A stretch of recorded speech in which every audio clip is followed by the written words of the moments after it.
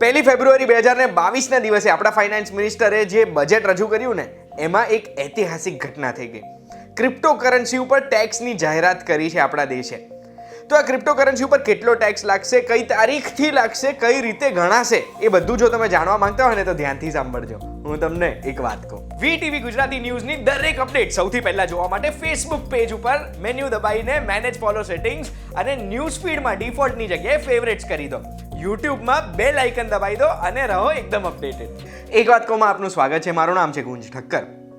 Digital virtual currency ઉપર 30% ટેક્સના સ્લેબની વાત કરી આપણા ફાઇનાન્સ મિનિસ્ટરે, જેનો મતલબ એક જ થાય છે, આપણા દેશમાં ક્રિપ્ટોકરન્સી હવે લીગલ છે. ઘણા બધા લોકો આમાં કન્ફ્યુઝડ હતા અને જેવું આ અનાઉન્સમેન્ટ થઈ, મોટા એક્સચેન્જીસના ટ્વિટર ઉપર આપણને જોવા મળી છે એક પ્રકારની ખુશી કે હવે ભારતમાં ક્રિપ્ટોકરન્સી, વર્ચ્યુઅલ ડિજિટલ કરન્સી હવે લીગલ થઈ ગઈ છે. હવે આ 30% ટેક્સ છે ને એની સ્ટેટમેન્ટ મારે તમને વંચાડવી છે. એનાથી ખબર પડશે કઈ રીતે ટેક્સ આપણે લાગશે. તો આ સ્ટેટમેન્ટ એવી છે કે income from transfer of virtual digital assets will be taxed at 30%. આમાં મુખ્ય બે વસ્તુ છે ને જેમાં મારે તમારું ધ્યાન દોરવું છે. પહેલો શબ્દ છે ટ્રાન્સફર અને બીજો શબ્દ છે વર્ચ્યુઅલ ડિજિટલ અસેટ્સ. ટ્રાન્સફરની ડેફિનેશન શું છે કે હું મારામાંથી તમારા ખાતામાં ટ્રાન્સફર કરીશ તો તમારે 30% ભરવાના, તમે બીજા કોઈને ટ્રાન્સફર કરશો એમણે 30% ભરવાના. ટ્રાન્સફરની વ્યાખ્યા શું? તો એના માટે આપણે ફાઇનાન્સ બિલ 2022 જે રજૂ કર્યું છે પાર્લામેન્ટમાં એ વાંચ્યું. એમાંથી આપણને ખબર પડી કે ઇન્કમ ટેક્સ એક્ટમાં એ ડેફિનેશનમાં સેલની વાત કરી છે. એટલે સેલ શબ્દને બદલીને ટ્રાન્સફર કરી દેવાની વાત કરી છે, જેનાથી આપણને ખબર પડે કે ઇન્કમ ફ્રોમ ટ્રાન્સફર એનો મતલબ થાય છે ઇન્કમ ફ્રોમ સેલ.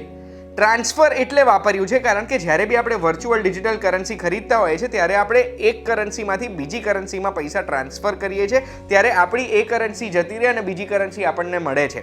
એટલે આ ટ્રાન્સફર શબ્દનો યુઝ કર્યો છે. પછી વર્ચ્યુઅલ ડિજિટલ અસેટની ડેફિનેશન શું છે?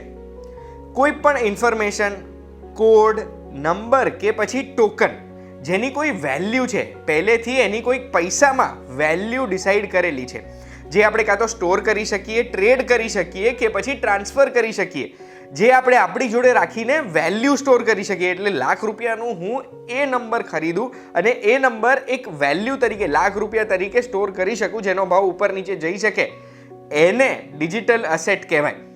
એક્ઝામ્પલ તરીકે જોઈએ આપણે તો ક્રિપ્ટોકરન્સી થઈ ગયું છે, અલગ અલગ ક્રિપ્ટો છે એ, કે પછી NFT એટલે નોન ફંજીબલ ટોકન બી થઈ ગયું.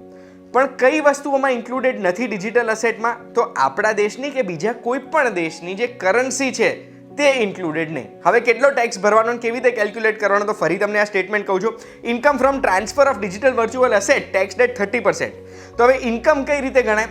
તો ઇન્કમ ગણવા માટે ટ્રાન્સફર એટલે સેલની પ્રાઇસ હોય, એમાંથી કોસ્ટ ઓફ એક્વિઝિશન આપણે કિંમત શું ચૂકવવી પડી હતી એ ખરીદવા માટેની એ બાદ કરવાની અને જે બેલેન્સ બચે એ આપણી ઇન્કમ થઈ ગઈ. એના ઉપર 30% કેલ્ક્યુલેટ થાય. હવે જે કોસ્ટ છે ને એ કોસ્ટમાં બી ઘણી બધી કન્ફ્યુઝન છે કે કોસ્ટમાં શું કેલ્ક્યુલેટ થાય. તો માની લો મારે બિટકોઇન ખરીદવો છે કોઈ પણ એક એક્સચેન્જ ઉપર, તો મેં ₹1,00,000 બિટકોઇન લીધો છે, તો એ ₹1,00,000 ઉપર મારે અગર 1% કમિશન બી ચૂકવવું પડ્યું તો ₹1,01,000 મારી કોસ્ટ થઈ ગઈ. એ મેં વેચ્યો છે ₹1,30,000 ભાવે, તો પછી મારો ઇન્કમ થઈ ₹29,000 અને 29,000ના 30% મારે ભરવાના છે સરકારને. આમાં આગળ એવું પણ લખ્યું છે કે બીજા કોઈ પણ જાતના એક્સપેન્સીસ કે અલાવન્સ રાઇટ ઓફ નહીં કરી શકીએ. 30% આપણે પૂરેપૂરા ભરવા પડશે દરેક ટ્રાન્ઝેક્શન ઉપર. અને માની લો કે બીજા કોઈ ટ્રાન્ઝેક્શનમાં આપણે લોસ બી જાય છે, કે જે આ ₹1,00,000 આપણે બિટકોઇન ખરીદ્યો વત્તા કમિશન ₹1,01,000, એ અગર મેં 85માં કાઢી દીધો તો એ 16,000નો લોસ છે, એ 29,000ના નફાની સામે હું રાઇટ ઓફ નહીં કરી શકું. 16,000નો લોસ એમનો એમ રહેશે, 29,000 ઉપર 30% તો ભરવાના આવશે જ. ફાઇનાન્સ બિલમાં એવું પણ કીધું છે કે વર્ચ્યુઅલ ડિજિટલ અસેટના પરચેસ કે સેલમાં 1% TDS પણ લાગશે દરેક ટ્રાન્ઝેક્શનમાં. આમાં એવું પણ લખ્યું છે કે રેસિપિયન્ટ એટલે જે પણ વ્યક્તિને ગિફ્ટમાં મળે છે ને કોઈ પણ જાતની આ ક્રિપ્ટોકરન્સી વર્ચ્યુઅલ ડિજિટલ અસેટ, એમણે પણ 30% ભરવા પડશે. હવે એમાં એરડ્રોપ બી થઈ ગયા કે જે ઘણા લોકોને ફ્રીમાં ક્રિપ્ટોકરન્સી આવતી હોય છે એમના વોલેટમાં, કે પછી એમાં સ્ટેકિંગ કર્યા પછી એમને જે રિવોર્ડ્સ મળે છે એના પણ 30% એમણે આમાં ભરવા પડશે. હવે સૌથી મુખ્ય સવાલ, આ કાયદો કઈ તારીખથી અમલીકરણ થશે ને કઈ તારીખથી આપણે ટેક્સ ભરવાનો? અમલીકરણ થવાનો છે 1 એપ્રિલ 2022થી.